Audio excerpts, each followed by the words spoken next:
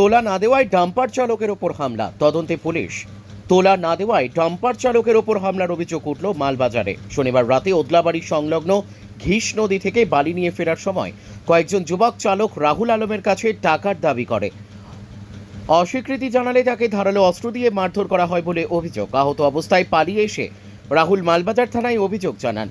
Police জানিয়েছে তদন্ত চলছে, তবে এখনো কেউ ধরা পড়েনি।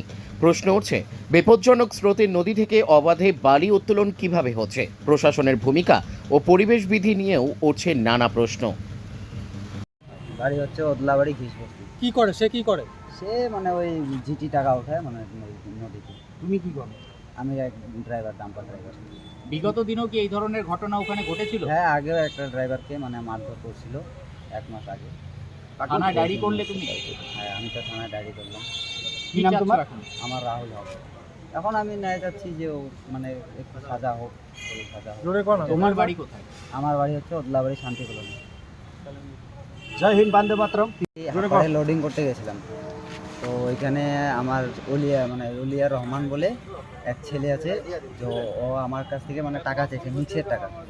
তো ওইটা আমি দেইনি। আমি মালিককে বলছি, মালিককে ফোন করছি যে আমি বলছি মালিকের সাথে কথা বলেন। তো ও বলছে আমি মালিকের সাথে কথা বলবো না, তুই আমাকে টাকা দে। আমি ওকে বলছি যে দেখ ভাই, আমার তো মালিক টাকা না দিলে আমি টাকা দিতে পারবো না।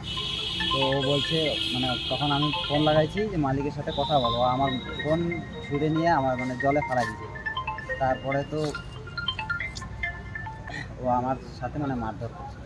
এটাই কি নিয়ে মারছে তোমাকে? মানে আমাকে মানে ওই যে লোহার এঙ্গেল নিয়ে, সেই এঙ্গেল দিয়ে মারছে। কোথায় মেরেছে? আমাকে এই যে পেটে